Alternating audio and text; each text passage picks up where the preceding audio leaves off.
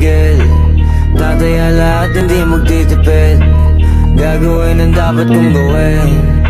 Alam ko na magagawa ko rin. Balang araw maging icon. Gusto ko kagaya ko si Idol. Mala Michael Jordan nung high score. Kilalang magaling pagdating sa ring. Balang araw maging icon. Gusto ko kagaya ko si Idol. Kaya yung tiyaga ko tina times 4. Rat-rat lagi parang rifle. Huwag na huwag ka kakagat sa fake. Iwas ka sa foul. Huwag kang makampante, ingat sa galaw. Huwag puro atake, aralin dumipensa.